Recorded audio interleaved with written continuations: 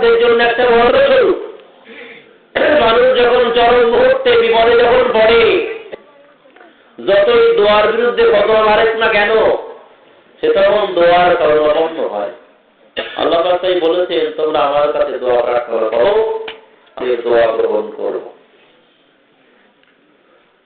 একজন মৃত ব্যক্তিকে লক্ষ্য করেই তিনি ইন্তেকাল করেছেন, তার রুহের মাত্রা কামনায় আমরা দোয়া করছি, সবরেখানি করছি।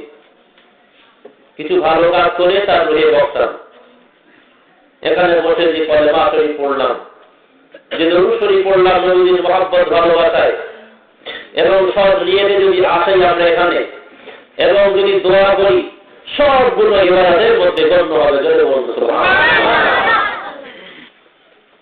বিশ্বনবী আমার হাদিস শরীফের মধ্যে বলেছেন, হে পৃথিবীর মণ্ডলী, তোমরা নামাজ রোজা হজ যাকাত যা কিছু করো না কেন, এরপর পরই যখন তোমরা দোয়া করবে, আর অনেকে হয়তো ভাবতে পারো তাই তো দোয়া করতে গিয়ে আমার তসবিহ পাঠ করা হলো না, দোয়া করতে গিয়ে আমার কোরআন তেলাওয়াত করা না না না। বিশ্বনবী আগে বলেছেন, হে পৃথিবীর মানব মণ্ডলী, তোমাদের দোয়াটাও ইবাদতের মধ্যে গণ্য হবে। জোরে বলুন সুবহানাল্লাহ।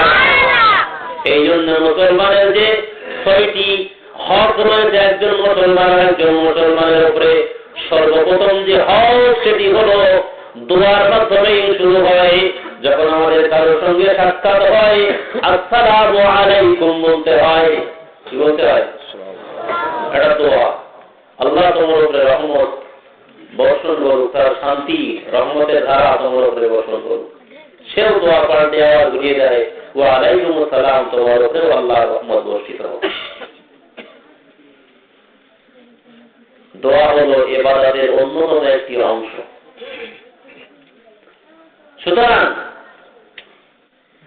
আপনার জীবন চলার পথে ইবাদতের শেষাংশে এবং সর্বত্রই দোয়ার ব্যবস্থা। সব থেকে উত্তম দোয়া কবুলের জায়গা আমি এর আগেও বলেছিলাম, সেটি হল বান্দা যখন সালাত আদায় করে, সালাত আদায় করার সময় যখন সেজদা দেয়, তখন আল্লাহ পাক রব্বুল আলামিনের একেবারে নৈকট্য সে লাভ করে। বলুন সুবহানাল্লাহ। বান্দা যখন সেজদাতে পড়ে আল্লাহ পাক রব্বুল আলামিনের মহব্বতের ভালোবাসায় যখন চোখ দিয়ে যায়, নামাজের পাটিতে যখন অশ্রু হয়ে পড়ে, আল্লাহ পাক রব্বুল আলামিনের ওই বান্দা যদি সৎ হয়, আল্লাহ পাক রব্বুল আলামিনের ওই বান্দার খাদ্য যদি হালাল থাকে, আল্লাহ পাক রব্বুল আলামিন ওই বান্দার দোয়াটা কবুল করে নেন। জোরে বলুন সুবহানাল্লাহ। দোয়া যেমন হাত তোলা ছাড়াও হয়, আবার সেজদাতে গিয়েও হয়, আবার হাত তুলেও হয়, হাতকে আবার আকাশের দিকে প্রশস্ত করেও দেওয়া হয়। জোরে বলুন সুবহানাল্লাহ। বিশ্বনবী সাল্লাল্লাহু আলাইহি ওয়াসাল্লাম আমরা শুনেছি, বদরের যুদ্ধের সময় তিনি হাত প্রশস্ত করে দোয়া করেছিলেন। মাত্র ৩১১ জন আপনার আশিক, আপনার বান্দা, এরা যদি বেঈমানদের আক্রমণে ধ্বংস হয়ে যায়, কে এদেরকে রক্ষা? সুতরাং বর্তমান যুব সন্ধিক্ষণে আজকে আমাকে প্রকৃতি ইমানদার আল্লাহওয়ালা হতে হবে, সৎ হতে হবে এবং দোয়ার শরণাপন্ন হতে হবে। শেষ অস্ত্র মুসলিম জাহানের কাছে এখন আছে দোয়া। দোয়ার মাধ্যমে সবকিছু চাইতে হবে আল্লাহর কাছে। আপনারা জানেন, বিভিন্ন জায়গায় বিশেষ করে আসামে মুসলিমদের উপরে যে বর্বরোচিত অত্যাচার হচ্ছে, সেই ডিটেনশন ক্যাম্পের মধ্যে অবাক হয়ে যাবেন। হ্যাঁ, দিনে একবার মাত্র খেতে দেবে তাকে, আর পায়খানা করলে সেই কত কিলোমিটার দূরে গিয়ে করতে হবে, আর যদি সেইভাবে হয়ে যায় নিজের পায়খানা নিজেকে ফেলতে হবে। সে এক বর্বরোচিত অত্যাচার, মাত্র 5 বছর আগে যেটা ছিল না, শুরু হয়ে গেছে। সুতরাং যেমন শুরু হয়েছে সমাধান হবে, সামনে সেটা হাতছানি দিচ্ছে। জোরে বলুন সুবহানাল্লাহ। মানুষের পিঠে যখন দেওয়াল থেকে যাবে, তখন ওই পুলিশ প্রশাসনের যত রকমের গুলিবারুদ থাকুক না কেন, সাধারণ জনগণ তখন স্তব্ধ করে দেবে তাদের সেই আন্দোলনকে। গ্রামে ঢুকতে দেবেন তখন? পুলিশ প্রশাসনকে তাড়িয়ে কোথায় পার করবে তো ঠিক নেই। মানুষ নিজেদের জীবন নিয়ে যখন ছিনিমিনি খেলবে, সেজন্য ওটা করার আগে আপনাকে যে চিন্তাটা করা প্রয়োজন, আপনাকে সৎ হতে হবে, আল্লাহর কাছে দোয়া চাইতে হবে।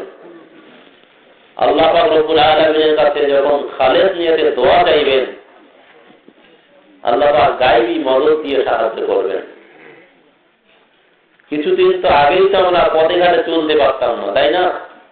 শুধু নানান রকমের কথা শুনতে হতো।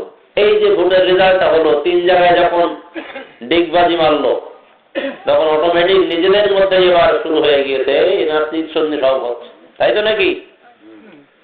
সেজন্যই রাজনীতির কথা আমি বলছি না, আমি বলছি এতটুকুই যে ভারতবর্ষে অসংখ্য আলেম দ্বীন, এই ভারতবর্ষে অসংখ্য আউলিয়া কেরামদের জীবন্ত লাশ রয়েছে, যাদের কবরের ধারে এমন অনেক আউলিয়া কেরাম আছেন, আপনি যত বড়ই মধ্য মানুষ হন না কেন, সেই কবরের ধারে দাঁড়িয়ে থাকা আপনার ক্ষমতা হবে না, এত পরিমাণে কম্পন হবে। মৃত্যুর পরেও তারা এখনো যেন জীবিত আছে, জোরে বলতে। সুতরাং চিন্তার কোনো কারণ নাই, আপনাকে সৎ হতে হবে এবং সততার সঙ্গে জীবনযাপন করতে হবে এবং পরিপূর্ণ ইসলামের মধ্যে প্রবেশ করতে হবে। আজকে আমরা ইসলাম থেকে অনেক দূরে অবস্থান করার কারণে বিভিন্ন জায়গায় আজকে আমরা লাঞ্ছিত হচ্ছি, অপমানিত হচ্ছি। সর্বোপরি প্রকৃত ইমানদার যিনি, তিনি ভাবছেন যে আমার মরণ একদিন হবে, কি হবে না?